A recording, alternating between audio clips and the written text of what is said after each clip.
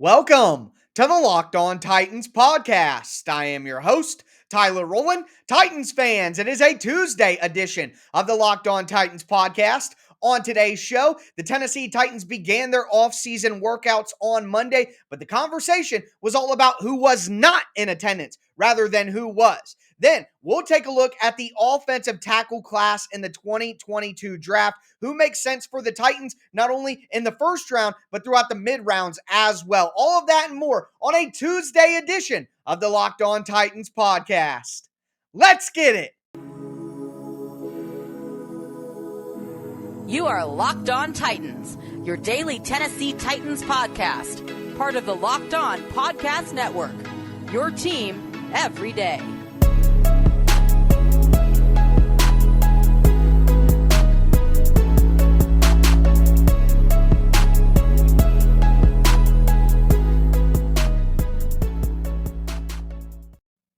Titans fans, it is a Tuesday edition of the Locked On Titans podcast. We're going to kick off today's show talking about the Titans opening their offseason activities and who was not in attendance for the Titans, which is making a lot of waves. And we got some tweets to go over as well. Before we get into that, I want to thank you guys for making the Locked On Titans podcast your first listen every day. If this is your first ever listen to the Locked On Titans podcast, make sure you subscribe on whatever platform you do stream. You are going to find the Locked On Titans podcast free and available on all platforms, and that includes the Locked On Titans YouTube channel. Subscribe over there, smash that notification bell so you know when all the content goes live, and throw a thumbs up on the video. If you're watching on YouTube right now, you can follow me on Twitter at Tic Tac Titans. Follow the show on Facebook at Locked On Titans Pod. I am going to be putting out daily, Monday through Friday, Tennessee Titans content, not only during the season, but all year round. And with the draft right around the corner, it's a perfect time to get locked in to the Locked On Titans podcast. But with that being said,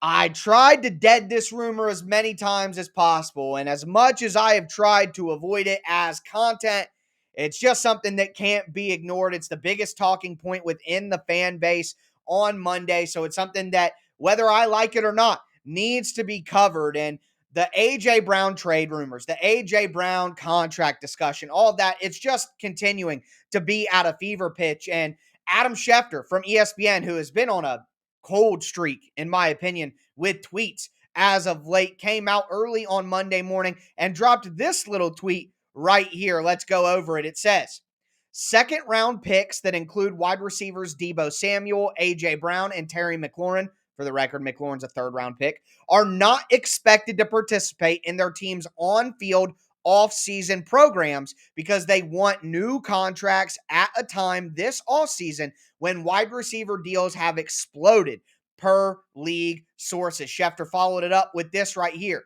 Or my apologies, right here. He says, Tennessee's off-season program opens today. San Francisco's Tuesday. But this is an issue that hangs over these players, their teams, and this draft. Teams will have option to extend these players' contracts or explore trades for them. Now, I can tell you guys, reading these tweets from Schefter, this is coming directly from these players' agents. He is trying to create leverage for the players. This situation is going to hang over the players, hang over their teams. Okay, let's just dive into this right now. The Titans' offseason activities right now are voluntary. How many of you guys right now listening are going to work for voluntary shifts? Not your scheduled shifts, not what you get paid for, but voluntary shifts. And what if they told you you're not going to get paid any extra money for going to that voluntary shift? You're just doing it for the good of the company. How many of you guys are doing that? If you're honest, it's probably 1%. 2% of the people listening right now would realistically do that. And it's probably you guys who own your own business. And it's your business. You can't afford to miss anything. Okay? People aren't signing up for voluntary shifts at work for no additional money just to be a good soldier. Especially when the team owes you and should pay you $20 million more than what you're expected to make. Now, A.J. Brown, if he got an extension, the money wouldn't kick in this year. But knowing that he had that guaranteed money in pocket before he goes out there and risks his health, I get that.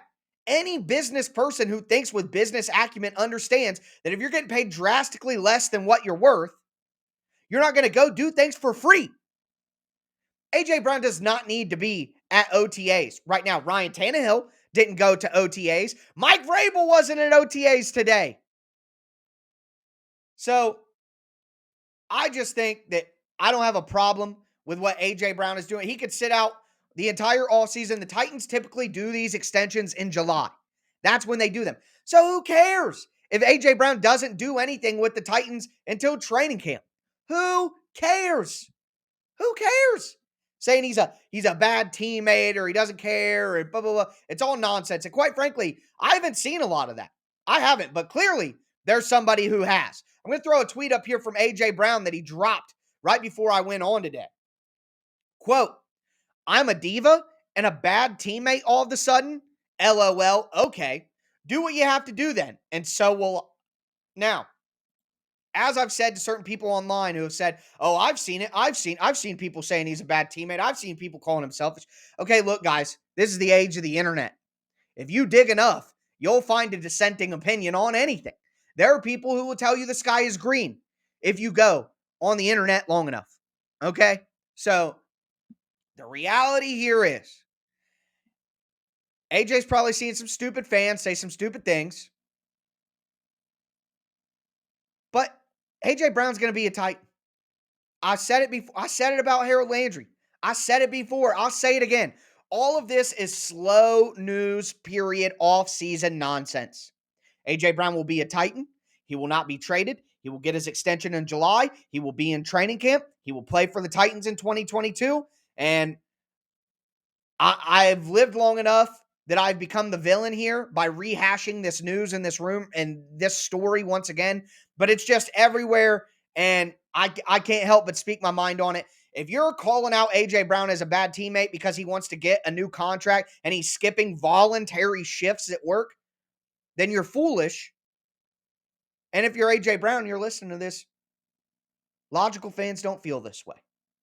You're going to be a Titan forever. A.J. Brown, well, maybe not forever, but I know that A.J. Brown will be a Titan in 2022, and he'll get his contract extension because I believe that John Robinson knows how to run a football team. But that's going to do it for this conversation. We're going to get into the offensive tackle group. I got 14 names to go over with you guys with some in-depth scouting reports. Excited to get into all of that. Before we do, though, got to tell you guys about an incredible product that is just going to revolutionize your morning and have a major impact on your day. It is AG1 from Athletic Greens. It's a product that I use every single day. And since I started taking it, my digestive health feels better. I'll let you guys fill in the blanks of what you think I mean with that. I feel like I have more energy during the day, and it's so important during this NFL draft scouting process. I am going through so many scouting reports, watching so much tape on these guys. This is one of the toughest stretches that I have during the year of episodes because of all of the research I have to do. And having that AG1 in the morning has really kind of kick-started me. And I felt like I had energy not only at the beginning of the day, but throughout the day. It's going to give you better gut health, more energy like I talked about. It's going to optimize your immune system as well. I hated taking pills, vitamins. I don't want anything like that. I wanted a supplement that actually tastes great. And I wanted to see what all the hype was about with AG1. So I was so excited when Locked On partnered with them to provide you guys a great deal to get started. I told you about the benefits. Now I'm going to tell you about the deal. It's time to reclaim your health and arm your immune system with a convenient daily nutrition. Just one scoop in a cup of water every day of AG1. That is it. No need for a million different pills or supplements to look out for your health.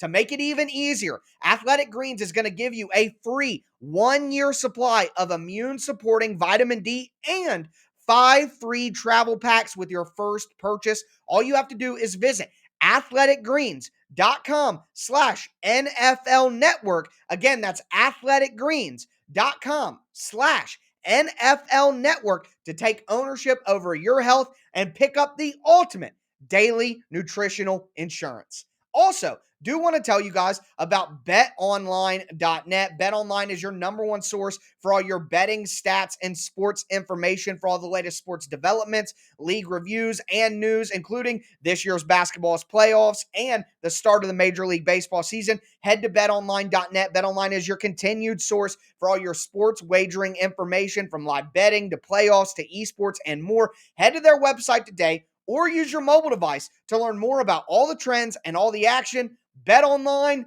where the game starts.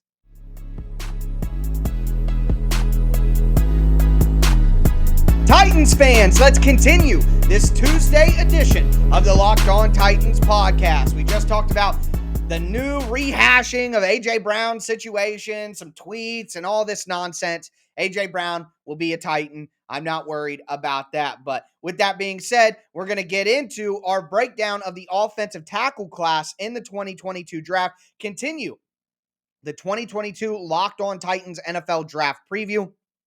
Before we get into that, do want to thank you guys for making the Locked On Titans podcast your first listen every day. Now, I just got to tell you guys about some awesome stuff we're doing at the Locked On Podcast Network. So, number one, the 2022 Ultimate Mock Draft. The first episode dropped on Monday. The second episode dropped today on Tuesday. It's going to go throughout the week and then finish on next Monday. But it's basically a mock draft where each host from the Locked On shows makes the selection for their team. So I am on the clock at 26 picking for the Tennessee Titans. You get breakdowns from Matt Williamson, former NFL scout Brian Peacock. You get the Odyssey experts, guys like Jason Lockham-Fora, Michael Irvin, things like that. You get Eric Crocker and Ryan Tracy's perspective from Locked On NFL Draft. So subscribe to the Ultimate Mock Draft podcast feed. Also, subscribe to the Locked On NFL Draft podcast on YouTube right now. Going to have a live coverage throughout the entire NFL draft. That's all 3 days,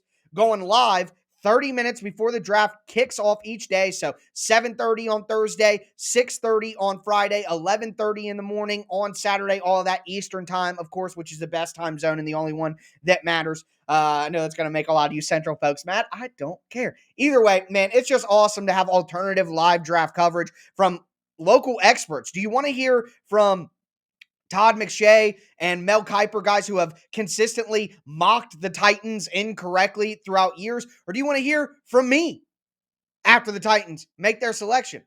I'm hoping that the answer is your boy. But with that being said, let's move into this tackle class, because you guys know when I get into these prospects, I dig in deep and I am excessively wordy, which you may already know. But moving forward, the number one offensive tackle in the NFL draft to me is clearly Evan Neal from Alabama, 6'7", 337 pounds. The big keywords that I put next to him are versatility and reliability. He's a versatile guy, played multiple positions along the offensive line, started as a freshman, as a sophomore, as a junior, all different spots. He's incredibly athletic for a guy that size, powerful, got real strong hands as well. Now, he can be a little top heavy, which leads to balance issues, getting a little over his toes too much. He doesn't have incredible lateral agility, which may limit him when it comes to taking on speed rushers on the edge. He could slide into guard if you needed him to do that, though, if it became that big a problem. But I think he's a tackle. Along with that, he's got to learn how to sustain blocks. He gets on guys, he drives them, but to sustain the block throughout the play, that's something he can work on as well. But again, versatile guy, can play up and down the line, can play right tackle, left tackle, play guard if you need him to. Reliability. I just believe that Evan Neal is going to be a solid starter in the league for 10 years.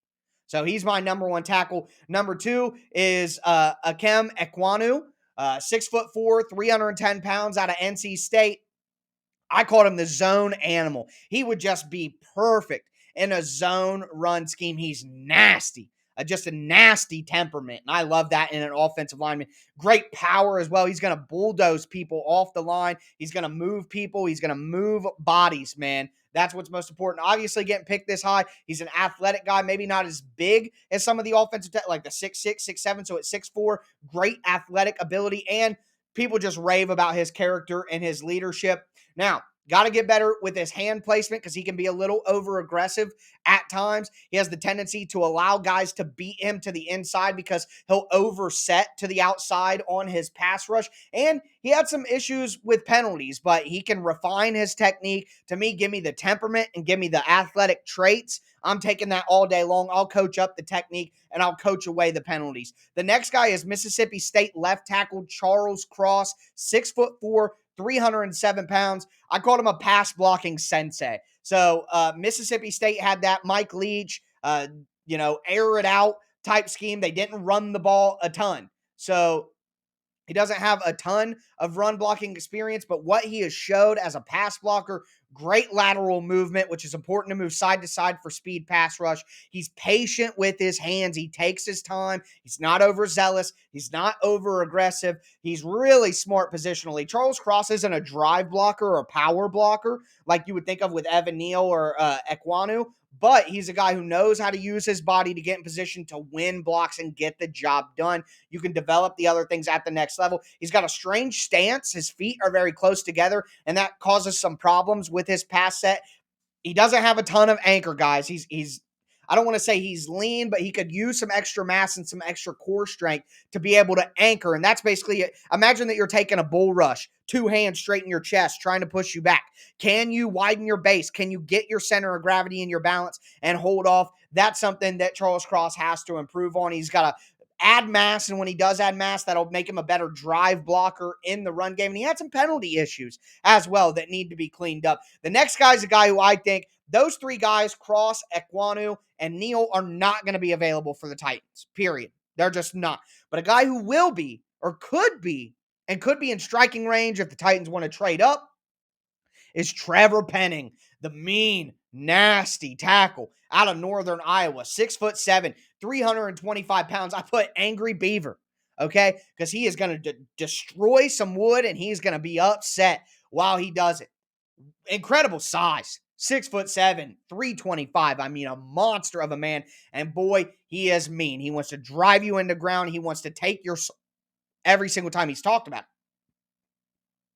Very wide body. So as a blocker, he just takes up space. He's so wide, it's hard to get around him. That is a skill all in itself. And for a guy that size, he's got good feet, really good feet, quick feet, able to move around, reset, all of that. Now, when you're that big, you have the tendency to be upright. He's a little over aggressive, not as technically refined with his hand placement. He's a little over aggressive. There's no other way to put it, which means he shoots his hands a little bit too early. He gets a little over top of himself and gets a little upright because he thinks he's got things won. Also, he didn't play against very good competition at Northern Iowa. So, of course, he looked like a man amongst boys in college because of the competition. Here's the reality. Penning plays really tough and physical and nasty, and he rubs people the wrong way. But I like that. You got the size. You got the mentality. I'll take that. With that athletic ability at that size, I'll mold that guy. But the reality here is, and I got to be honest, his over aggressiveness, it's almost like the guy trying to be too tough. He's trying to act tough when the tape just doesn't show it. He's got balance issues. He gets upright over his toes. His hand placement, he doesn't have the technical refinement that you would want from a guy who some people are saying could go top 10. I don't think that's the case, and I think Penning is slipping down draft boards a little bit as people get into more of the film. He made a great impression at the Senior Bowl with his physicality, but it's almost kind of like a fake toughness in a way because the tape doesn't match how tough he acts out on the field. And again, that could rub some people the wrong way, including teams, but I think he'd be a great fit for the Titans. The next guy I want to talk about here is from Central Michigan. It's Bernard Rainman. 6'6", 303 pounds, so a taller guy, but skinnier guy. He's originally from Austria. I'd call him a dancing bear. That's what he is. At that size, he has incredible athletic ability and movement. He has great balance. He's fluid, really good with recovery with that balance. If he gets beat, if he gets caught off guard, he can really readjust his feet quickly. He's a durable guy, hasn't missed a lot of time, and people just rave about his character. He's added 60 pounds. Started as a tight end, and you could tell he's added 60 pounds since he got into college, and that says a lot about your work ethic. Doesn't drive block. A guy that lean at offensive tackle, just isn't able to move guys around. He's more of a positional blocker. Needs to work on his hand usage. There's a competitive competition issue there as well. So he needs to work on some of the more technical aspects of the game. He needs to add some strength and some power. But with that athletic ability at that size and the work ethic and the character that he's shown throughout college, a lot of teams are going to bank on that. I expect him to be a late first round pick or an early second round pick. One issue though is he's already 25 years old or will be 25 years old when the season rolls around. So a guy that age, how much mass and muscle can he actually put on when he's basically an adult body already? That's something that will knock him down from maybe being a higher pick. The last guy in this tier that I want to talk about is Tyler Smith from Tulsa, 6'4", 324 pounds. At that size, at 6'4", some people cast Tyler Smith as a guard. All I put in here was a dirty brawler. And I don't mean dirty like, cheater or trying to hurt people. Just he's a dirty in your face brawler, man. He's got a big, thick, strong body, strong hands, and a real tight grip. Once he gets his hands on you, you're done. He is a drive blocker. He's a bully. We talked about Trevor Penning wanting to put people in the dirt. Tyler Smith is like that even more with less technical refinement. I mean, he is just completely raw, Tyler Smith. Terrible with his hand placement and his punch. His footwork gets clumsy. He's a guy who's really out there just on pure physicality and pure overall talent. He's only 21 years old, though. So if you can work on the technique with the hands and the feet, you can improve the balance. You could have yourself a top tier interior offensive lineman or a really good tackle. So Tyler Smith, a big time project, which is why I'm not interested in drafting him as the Titans in the first round. You did that with Dylan Radins last year. You don't need another project offensive lineman. Okay, that's not what the Titans need. I'll tell you when you need a project pick, and this is not the time for that. So that's kind of the top names, the top six in the tackle market. I think Penning, Raymond, and Smith could all be options for the Titans. Before we get into the last names that I think do make sense for the Titans in the mid rounds, do want to tell you guys about rockauto.com. Rockauto.com is a family business that's been serving online auto parts customers for over 20 years. They have everything you need on their easy to navigate online catalog. Brake parts, tail lamps, motor oil, even brand new carpet. Make sure that you head to rockauto.com right now and see all the parts available for your car or truck. And when you place your order, make sure you write "Locked On" in the "How did you hear about us" box so they know that we sent you. Amazing selection, reliably low prices, all of the parts your car will ever need. rockauto.com.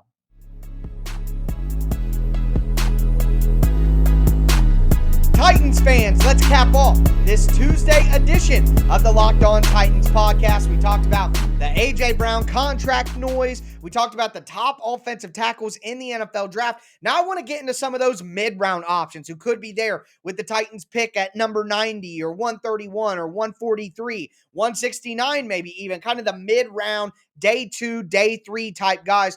In my opinion, if the Titans don't get one of these names that we discussed right here, then don't go offensive tackle at all. Go get Quessenberry back. Go get Dennis Kelly back. Go with a veteran at that tackle position to compete. I don't want to go with anybody who is not on the list that I have compiled here. Before we get into the final names I want to discuss at offensive tackle, though, I do want to thank you guys for making the Locked On Titans podcast your first listen every day. As for your second listen, it's draft season.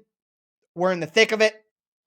Check out the Locked On NFL Draft podcast, hosted by analytics guru Ryan Tracy and former NFL cornerback Eric Crocker, breaking down the draft from two perspectives. You get the front office view of things with team needs and positional value, but you also get the player side of things with player profiles and mock drafts and big boards. Plus, if you subscribe to the Locked On NFL Draft YouTube channel right now, you'll be ready to go when that live NFL draft coverage kicks off on Thursday, April the 28th, right? That's when the draft kicks off. Boom. There you go. So great idea to make the Locked On NFL Draft podcast your second listen every day. But moving forward, the next guy that I want to talk about is Daniel Fa'alele. Fa'alele. I love his name. It just makes you want to dance and drink tikis. Anyways, out of Minnesota. Listen to this, folks. 6'8", 390 pounds. Full disclosure, guys, I'm like 5'6", anywhere from 200 to 190. Yeah, I'm a chubby boy. Get over it. But like, this guy Daniel Falele. It was like two of me. It was like two of me. I mean, I try to look for comparisons, and Pro Football Focus's draft guide put none. I mean, there's just no comparison to a guy this big. I try to think about the first name is blanking me. McKinney. He was an offensive tackle for the Minnesota Vikings. He was a monster. That's the only thing that my brain could think of.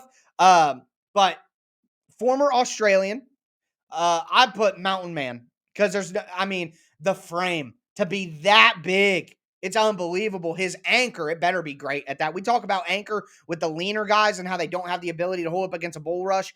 Falele does. Okay, he's a monster, and it's not a lean monster either. He's a big body bear. Okay, great feet for a guy that size as well. Nimble feet. Now, when you're that big, though, there's downsides. He doesn't have great mobility, so he's going to get beat by speed rushers on the edge because he simply just can't get out quick enough to the corner. A guy like Harold Landry would tear Falele up.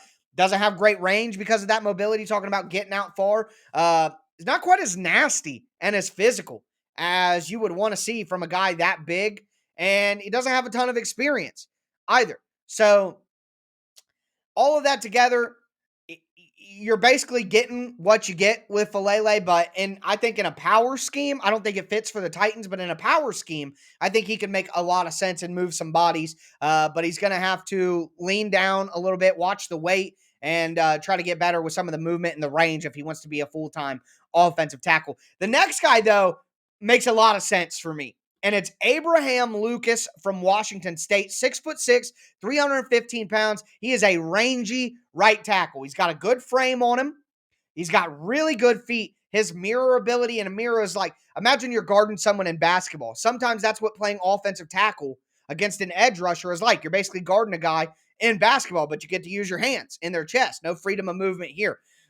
Abraham Lucas is so good at mirroring his guy, playing in space with good athletic ability, incredibly smart guy, knows where to be, understands combination blocks, and he's tough as well, durable. Now, he's not as good of a run blocker, doesn't have a ton of run blocking experience. Washington State, not a ton of running the ball at Washington State. He has a tendency to get his hands a little too wide, and power rushers can get in his chest. He'll have to clean that up, and he doesn't quite play with the physicality that you would want. But that mirror ability and pass protection, he's going to be good right away. And with his mobility and his skills in the frame, you can add more mass, add more strength, and he'll have the athleticism to play in the Titan zone scheme. So I think Abraham Lucas could be a good fit. Excuse me. Next, Ohio State's Nicholas Petit-Frere, 6'5", 316 pounds. He is a zone mover. That's what I have him as. He would be a decent fit for the Titans. Really good length.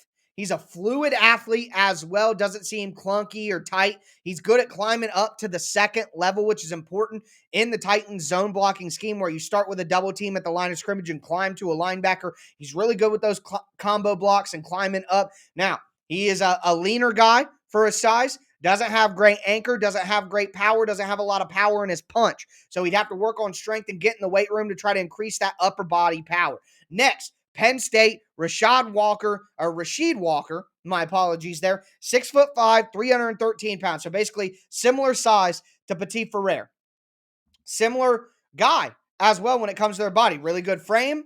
Walker has much more power to him, but just as fluid. The problem is Walker isn't as refined with his hands. He doesn't have great balance. Stunts really get him all over the place. Defensive stunts, he's always late to pick him up. Doesn't seem to process those things very well. And there are maturity concerns. He stole a bike on campus early in his career. And teams are going to have to vet that out. And I think any of those maturity concerns, when you look at other concerns on the football field, it's going to knock him down quite a bit. But I think not as good of a fit for the Titans as Petit-Frere, although I see them as kind of similar options and similar values. I would much prefer the guy out of Ohio State than the guy out of Penn State because of the maturity concerns and the awareness concerns, I would call it. The next guy here, I like a lot as well for the Titans. It's Southern Utah's Braxton Jones, 6'5", 310 pounds, another zone mover with good size, good length in his arms, great movement skills. He's got strong hands, good grip once he gets on you. He is a tough player as well, who doesn't miss a lot of games. Now, with these zone mover guys, what's the number one thing that I always bring up? Anchor. They don't have great core strength because they're lean guys with athleticism. They're not too heavy. He needs to add some mass without losing athleticism. Needs to be more consistent with his handwork and his the technical aspect of playing the game. Balance. He's got some balance issues as well. So good movement. He gets on the move, but keeping his balance when he stands still, that's important. And obviously, coming from Southern Utah, the competition is going to be an issue. He didn't play any of these Power 5 guys or didn't have consistent playing time against these Power 5 schools and these other prospects that are going to be coming out on the edge. The next guy that I want to talk about here is the University of Texas San Antonio's Spencer Burford, 6'4", 304 pounds. Some people might consider him a guard with the height and the weight there, but he's got a good frame, can add on extra mass. He's really good at the line of scrimmage, great burst, good recovery as well. He's really good at resetting his feet, resetting his hands when he gets beat initially. He's a quick player as well, and he's quick to recover.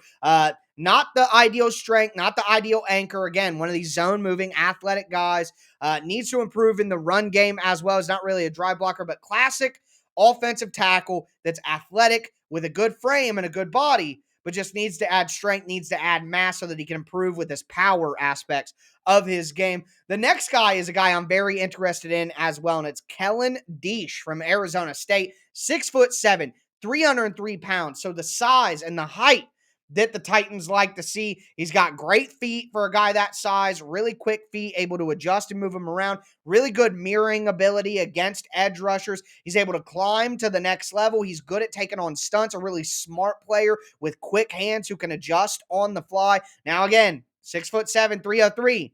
That's a lean guy. Doesn't have very long arms, length that you would normally get from a 6'7" guy, so his punch can struggle, doesn't have a lot of power, and without having long arms, he doesn't get the benefit of length either, so it's a power and a length issue with the arms. And again, he's an older prospect. He's going to be 25 years old. Are you going to be able to develop him anymore? Is he going to be able to put on any more mass? There are going to be questions about that with him being that old, but I think with him being that old and being a knowledgeable player, he's somebody who could maybe slide in and play early for the Titans. The last two guys I want to mention are kind of day 3, round 7, undrafted free agent types, but Max Mitchell out of Louisiana, 6'6", 307 pounds, quick, got good hands on him, but again, needs to add mass for a guy that big, not a strong dry blocker. And the last guy I want to mention is Tyler Vrabel. Okay, he's going to be an undrafted free agent, guys, but would the Titans pick him up? Maybe. A little nepotism never hurt anybody, but 6'5", 315 pounds. Look, he doesn't have natural athleticism. He doesn't have an incredible frame. But like his dad, he's a smart football player and he's a tough football player. And a lot of times, guys who don't have the best traits and all the athleticism and all the things that pop off the film, some guys are just dependable, tough, and smart. And in football, that can get you a job and that can get you a career. And it just may well do that for Tyler Vrabel. But that's going to do it. Those are the 14 names that I would be interested in at offensive tackle for the Tennessee Titans. We're going to break down the interior offensive line on tomorrow's show. Can't wait for that. Make sure that you're tuned in. But that's going to do it for me today, folks. As always, I am your host, Tyler Rowland, and this was Locked On Titans.